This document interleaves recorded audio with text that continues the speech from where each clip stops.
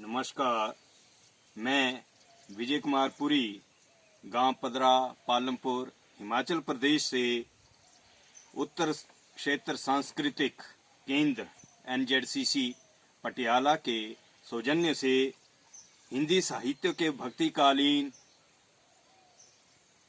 कवियों का जीवन दर्शन एवं उनकी मानववादी चेतना व चिंतन का भारतीय संस्कृति में योगदान श्री गुरु नानक देव जी के विशेष संदर्भ में अपनी बात रखने जा रहा हूं।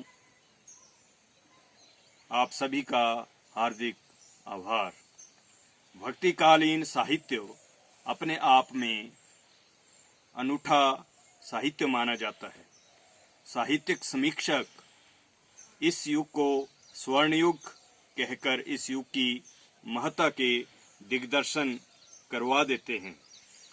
संबत 1375 से संबत 1700 तक के इस कालखंड में निर्गुण व सगुण दो मुख्य धाराएं थीं।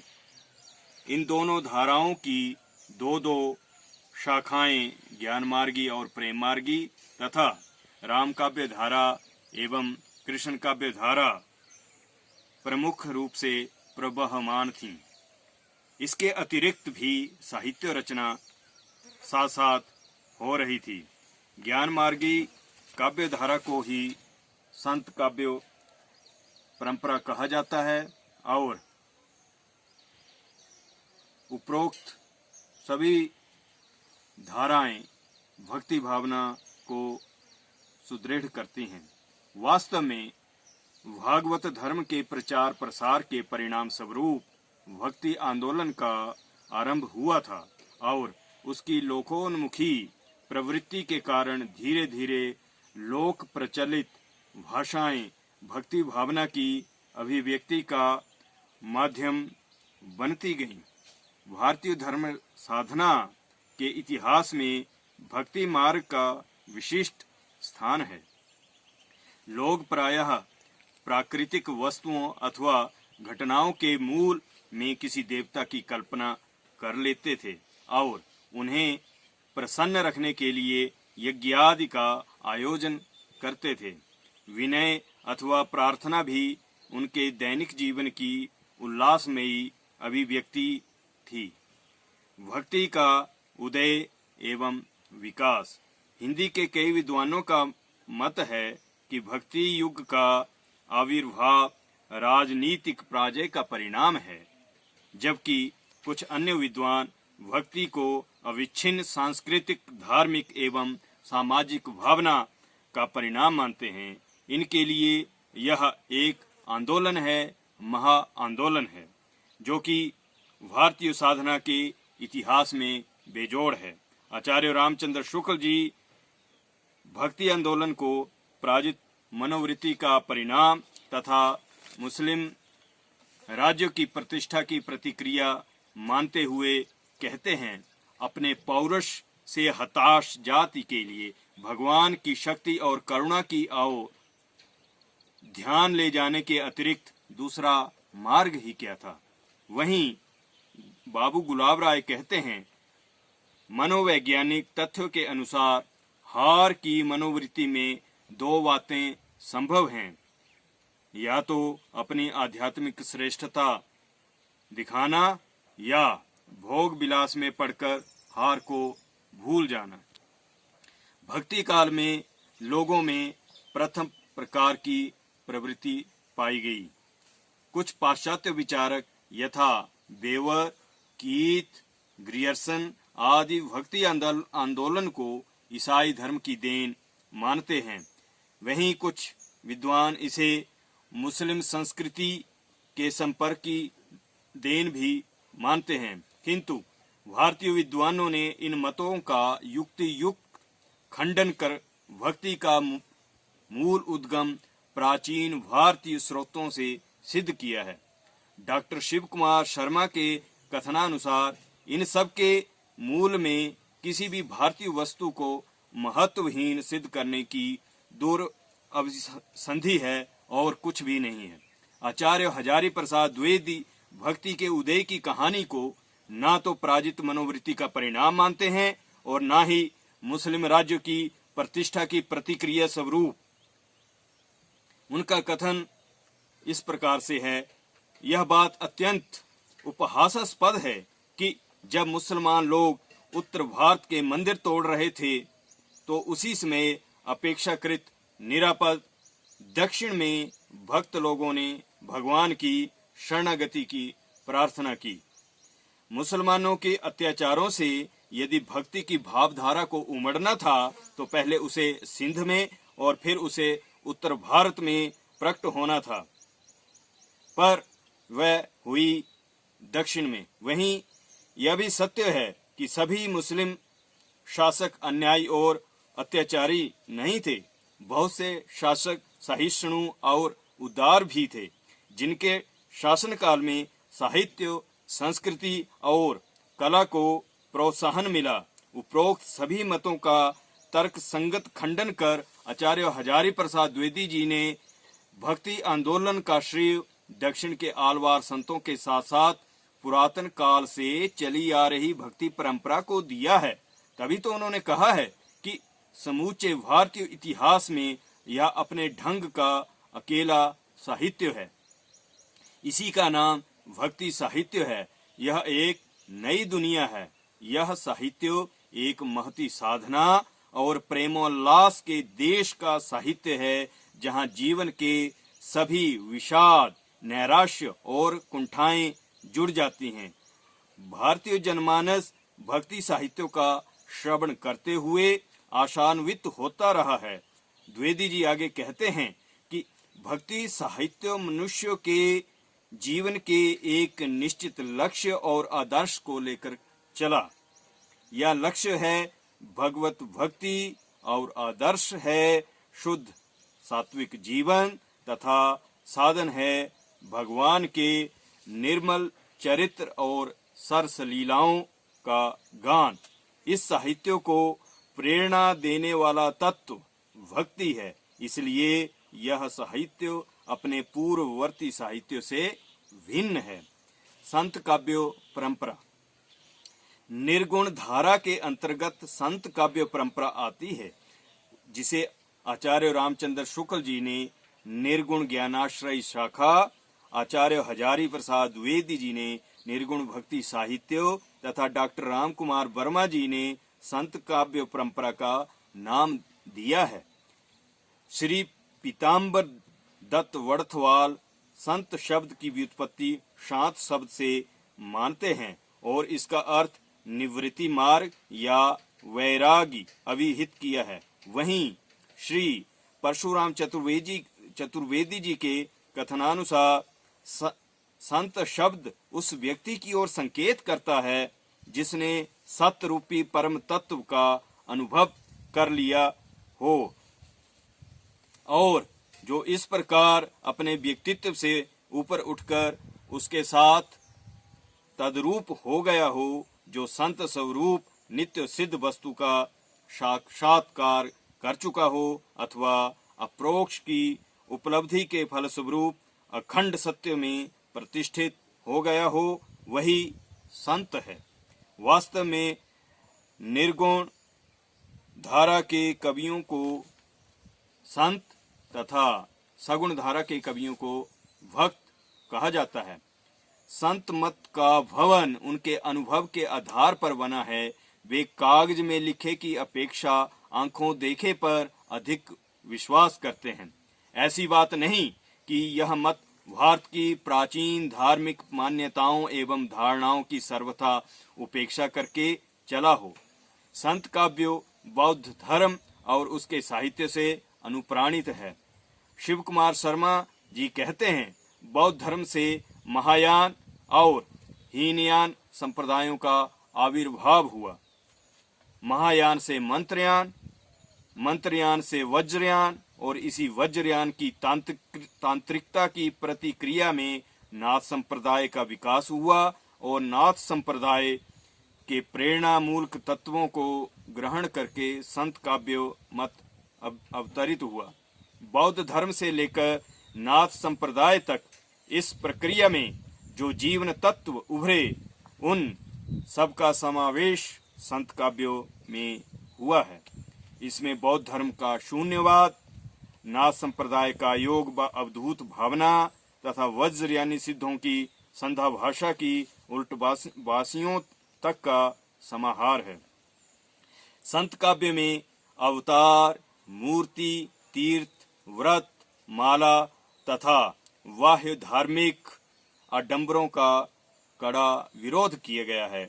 दूसरी ओर इसमें शून्य, काया, सहज समाधि, योग, इंगला, पिंगला, सुषुम्ना, षटचक्र, सहस्र दल, कमल, चंद्र और सूर्य जैसे प्रतीकों का प्रयोग हुआ है। संत काव्यों में वैष्णव संप्रदाय और सूफी परंपरा से भी प्रभावित रहा है। इस संबंध में आचार्य रामचंद्र शुक्ल जी कहते हैं, वैष्णवों से उन्होंने अहिंसावाद और प्रपत्तिवाद लिए। इसी से कबीर और अन्य संतों में निर्गुणवाद वाले संतों ने और दूसरे संतों के वचनों में कहीं भारतीय अद्वैतवाद की झलक मिलती है, कहीं योगियों के नाड़ी चक्र की, कहीं सूफियों के प्रेम की, कहीं पैगंबरी कट्टर खुदावाद की और कहीं अहिंसावाद की। अतः तात्विक दृष्टि से ना तो हम पूरे अद्वैतवादी कह सकते हैं और ना एकेश्वरवादी। दोनों का मिला जुला भाव इनकी वाणी में मिलता है। तत्कालीन राजनीति में राज्य विस्तार लिप्सा के कारण निरंतर युद्ध होते रहे और खड्ग के बल पर धर्म प्रचार भी। राजनीति में कोई पवित्रता नहीं रह गई थी, उसमें कूटनीति, हिंसा और छल को बल मिला। भक्ति के शांतिमय आंदोलन की बागडोर जनता के कवियों के हाथ में आ गई और वे सामाजिक व्यवस्था के लिए जनभाषा में जनजागरण के गीत गाने लगे। उन्होंने हिंदू मुस्लिम भेद की खाई को पाटने के लिए पूर्ण प्रयत्न किए। वास्तव में संत मत का प्रभाव युगानुकूल संशोधनों के साथ आया। इस साहित्य में परंपरा वहीं तक है जहां तक जीवन में कर्मकांड रहित निर्मल प्रेम से ईश्वर की सहजानुभूति प्राप्त हो सकती है। नामदेव, कबीर, रैदास, पीपा, धनिया, मलूकदास, दादूदयाल, सुंदरदास आदि संत कवियों में एक अन्य नाम जो बड़े आदर के साथ लिया जाता है वे हैं सिख धर्म के प्रवर्तक आदि गुरु श्री गुरु नानक देव जी। गुरु नानक देव जी का जन्म 1469 ईस्वी को तलवंडी ननकाना साहिब में हुआ। इनके पिताजी का नाम कालूराम था जो पेशे से साधारण पटवारी थे तथा उनकी माताजी का नाम तृप्ता देवी था। 17 वर्ष की आयु में उनका विवाह बटाला निवासी मूलचंद खत्री की कन्या सुलक्षणा से हुआ। श्रीचंद और लक्ष्मीचंद उनके 2 पुत्र हैं। श्रीचंद उदासी संप्रदाय के प्रवर्तक बने। बाल्यकाल से ही गुरु नानक देव साधु वृत्ति के थे। इनकी शिक्षा पंडित व्रजनाथ शर्मा तथा मौलाना कुतुबुद्दीन के यहाँ हुई। नौकरी या व्यवसाय में इनका मन नहीं लगता था। उन्हें पंजाबी, हिंदी, फारसी, संस्कृत, ब्रज भाषा की जानकारी थी। देश विदेश में भ्रमण करते हुए अनेक साधुओं, फकीरों, योगियों, संतों के साथ उन्होंने सत्संग किया। गुरु नानक देव जी शास्त्र ज्ञानी नहीं थे, वे बहुश्रुत और निजी अनुभव के धनी थे, निराकारवादी थे। उन्होंने अवतारवाद, मूर्ति पूजा, ऊंच नीच और वर्ण भेद का विरोध किया। हिंदू मुस्लिम एकता के लिए तथा ब्रह्म अर्थात अकाल पुरुष की प्राप्ति के लिए सरल भाषा में सीधे साधे उपदेश दिए। उनमें कहीं भी वक्रता एवं खंडनात्मकता नहीं है। दूसरे संतों की तरह उनकी आध्यात्मिक मान्यताएं मानवतावादी दर्शन को ही लिए हुए हैं। डॉक्टर शिव कुमार शर्मा के अनुसार उनके पदों में भक्ति, सरलता, दीनता और आत्मसमर्पण की भावनाएं मार्मिक बन पड़ी है। गुरु नानक देव जी द्वारा संस्थापित संप्रदाय ने उन्हीं के जीवन काल में एक व्यापक संगठन का रूप धारण कर लिया था। गुरु नानक देव जी समन्वयशील और उदार प्रवृत्ति के व्यक्ति थे। उनमें अद्भुत संगठन शक्ति, क्षमाशीलता और दूरदर्शिता विद्यमान थी। धार्मिक रूढ़िवाद, जाति के संकीर्ण बंधनों तथा अनाचारों के प्रति उन्होंने सदैव विरोध का स्वर उठाया। डॉक्टर नगेंद्र के अनुसार उनके काव्य में निर्गुण ब्रह्म के प्रति उच्च कोटि की भक्ति भावना विद्यमान है, किंतु इसके साथ ही अन्य धार्मिक विचारधाराओं के लिए भी उनके मन में श्रद्धा थी। सत्य के प्रति आस्था के फलस्वरूप उनकी वाणी में स्पष्टता और उद्बोधन की प्रखरता मिलती है। वहीं उनकी अलौकिक प्रेरणादायी शक्ति के विषय में आचार्य हजारी प्रसाद द्विवेदी जी ने बड़े ही सटीक शब्दों में कहा है, जिन वाणियों से मनुष्य के अंदर इतना बड़ा अपराज्य आत्मबल और कभी न समाप्त होने वाला साहस प्राप्त हो सकता है, उनकी महिमा निसंदेह अतुलनीय है। सच्चे हृदय से निकले हुए भक्त के अत्यंत सीधे उद्गार और सत्य के प्रति रहने के उपदेश, सत्य के प्रति दृढ़ रहने के उपदेश कितने शक्तिशाली हो सकते हैं, यह नानक की वाणियों ने स्पष्ट कर दिया है। वर्तमान समय में मनुष्य का अस्तित्व ही युद्ध की विभीषिका से त्रस्त हो, मानवीय जीवन जीने की अभिलाषा संघर्ष से जूझ रही हो, तकनीक के विकास से मानवता अपने मूल्यों को खो चुकी हो, तो जरूरत है गुरु नानक देव जी की रचनाओं में रचे बसे मानवतावादी जीवन दर्शन की, जो मनुष्य के दिमाग में अमृत संजीवनी मिलाकर पिलाकर प्राण धारा सिखा सकता है। उनकी वाणियों में मनुष्य मात्र के लिए स्नेह है, ईश्वर वंदना है, सहानुभूति है, जगत का मिथ्याडंबर है, जिसे दूर करने के लिए वे कहते हैं, जगत में झूठी देखी प्रीत, अपने ही सुख सो सब लागे, क्या दारा क्या मीत, अपने ही सुख सो सब लागे, क्या दारा क्या मीत। मेरो मेरो सभी कहत हैं, हित सो बांध्यो चीत, अंत काल संगी नहीं कोई, यह अचरज की रीत। मन मूर्ख अजहू नहीं समझत, सिख दे हार्यो नीत, नानक भव जल पार परे, जो गावे प्रभु के गीत। अर्थात जो प्रभु के गीत गाएगा, वो भजन करेगा और समन्वय की भावना रखेगा, उसी का बेड़ा भव सागर से पार होगा।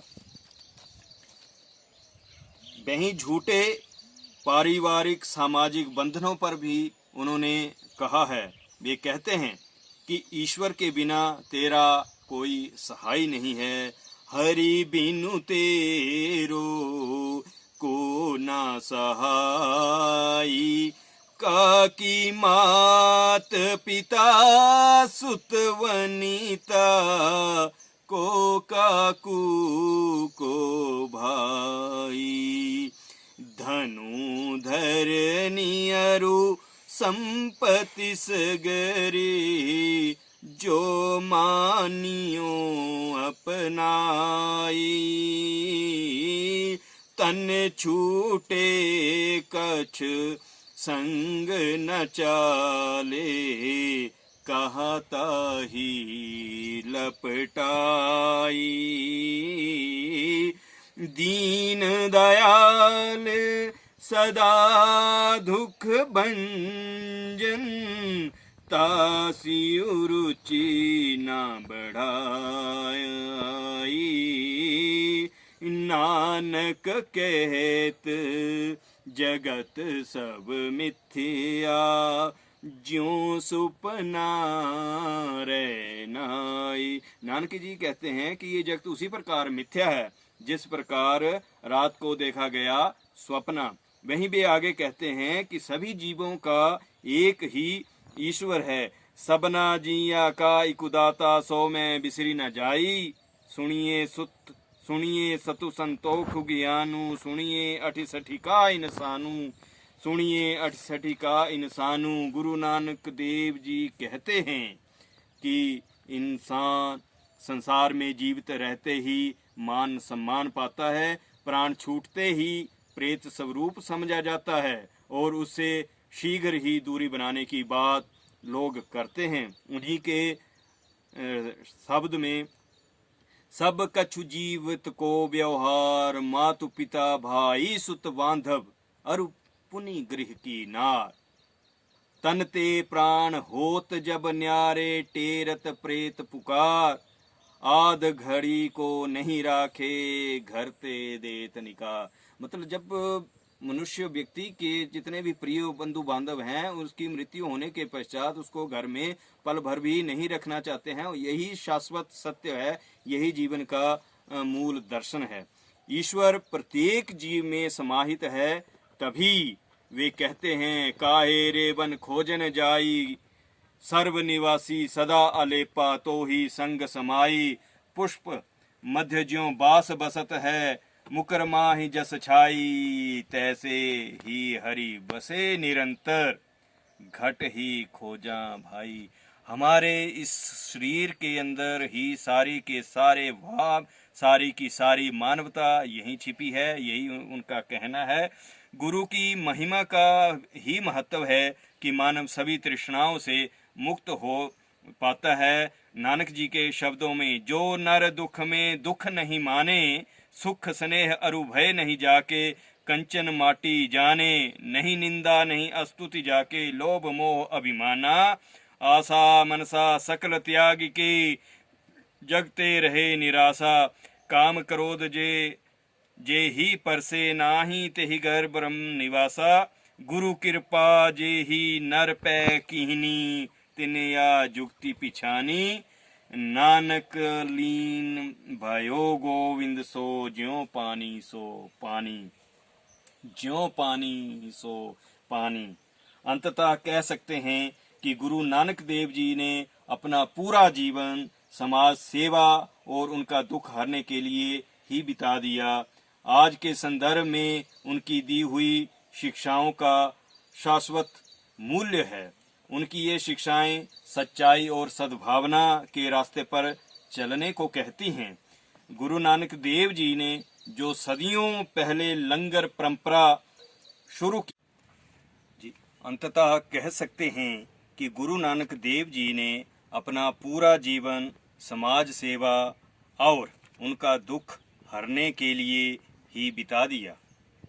आज के संदर्भ में उनकी दी हुई शिक्षाओं का शाश्वत मूल्य है। उनकी ये शिक्षाएं सच्चाई और सद्भावना के रास्ते पर चलने को कहती हैं। गुरु नानक देव जी ने जो सदियों पहले लंगर परंपरा की शुरुआत की थी, वह आज भी कायम है। उनका अटल सिद्धांत कीर्त करो, नाम जपो और बंड चखो संपूर्ण मानव जाति के लिए पथ प्रदर्शक सिद्ध समझा जाता है। उनके विराट व्यक्तित्व पर बात करना मुझ किंचन के लिए असंभव है। फिर भी मैं उनके आशीष से जो कुछ कह पाया हूँ और बातों के प्रमाण के लिए जिन विद्वानों के अभिमत रखे हैं, उनका भी मैं हृदय से आभारी हूँ। गलतियों पर सभी से करबद्ध क्षमा प्रार्थी हूँ। अंत में कि रात गंवाई सोई के दिवस गंवाया खाए, हीरा जन्म अमोल था कौड़ी बदला जाए। मैं धन्यवाद करता हूँ उत्तर क्षेत्र सांस्कृतिक केंद्र NZCC पटियाला के मृदुभाषी सभी को साथ लेकर चलने वाले निदेशक आदरणीय श्री सौभाग्यवर्धन बृहस्पति जी का, कि उन्होंने मुझे गुरु नानक देव जी जैसे विख्यात व्यक्तित्व पर बात रखने का अवसर प्रदान किया। उन्हें कोटि कोटि नमन। साथ ही प्रत्यक्ष एवं परोक्ष रूप से जिन बंधु बांधवों ने मेरी सहायता की, उनका भी दिल की गहराइयों से बहुत बहुत धन्यवाद। जय गुरु नानक देव।